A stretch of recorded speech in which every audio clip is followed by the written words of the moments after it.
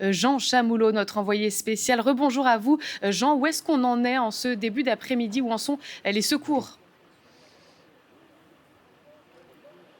Écoutez, les secours sont toujours à pied d'œuvre puisque l'incendie à l'intérieur de l'immeuble qui s'est effondré n'est toujours pas maîtrisé. C'est ce que nous ont confirmé les marins-pompiers de Marseille qui tentent donc de maîtriser cet incendie puisque pour le moment, eh bien, impossible d'y envoyer par exemple les équipes cynophiles, ces équipes de chiens pour repérer d'éventuelles victimes. Impossible bien sûr d'y envoyer les marins-pompiers de Marseille. Alors de nombreux immeubles autour du 15 rue de Tivoli ont été évacués par mesure de sécurité puisque les secours redoutent que d'autres immeubles puissent aussi s'effondrer du fait de la déflagration et de la chute de l'immeuble du 15 rue de Tivoli. Des centaines de personnes ont donc dû être évacuées et relogées. Mais vous le voyez derrière moi, les marins-pompiers de Marseille qui sont toujours très nombreux et mobilisés aux alentours de la rue de Tivoli et bien pour maîtriser ce feu qui continue de brûler à l'intérieur des décombres.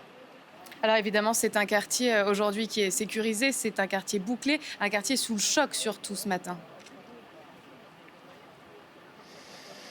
Oui, un quartier qui s'est réveillé sous le choc. On a pu croiser quelques habitants qui habitent aux rues aux alentours. Ils sont tout simplement dévastés, attristés, mais aussi en colère. Tout le monde a en tête en fait ce qui s'est passé en 2018 rue de Bagne, qui se trouve à 20 minutes d'ici à peu près. Alors en 2018, l'immeuble s'était effondré pour des raisons d'insalubrité. Il semblerait que selon plusieurs témoignages, eh bien, il y aurait eu une forte déflagration cette nuit, peut-être due à une fuite de gaz. Mais ce qui est impressionnant ici dans ce quartier, qui est d'habitude assez vivant, assez populaire, eh bien, c'est le silence qui règne. Quasiment personne ne prend la parole. Quelques Marseillais viennent prendre une photo, se recueillir pour certains, mais tout se fait dans le silence. Et quand on est arrivé, on a senti une très forte odeur de plastique brûlé qui nous a guidés en fait jusque là où on se trouve, à quelques mètres de la rue de Tivoli donc. Et Jean, vous avez parlé d'une éventuelle fuite de gaz. C'est l'hypothèse qui est privilégiée à l'heure où on se parle?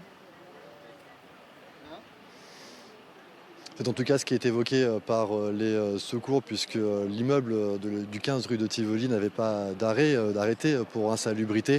Les témoignages d'une forte déflagration laissent penser à une probable fuite de gaz. Et puis le fait qu'il y ait un incendie encore en cours porte bien toutes les investigations sur une probable fuite de gaz, mais aucune certitude pour l'heure. Gérald Darmanin qui s'est rendu sur place ici vers 11h est resté une grosse demi-heure pour apporter son soutien bien sûr aux habitants du quartier, mais aussi aux secouristes. Il a évoqué au minimum 4 victimes sous les décombres, mais le bilan pourrait se porter jusqu'à 10 victimes et on doit vous rendre l'antenne puisque vous le voyez, les secours ont besoin de dégager la place.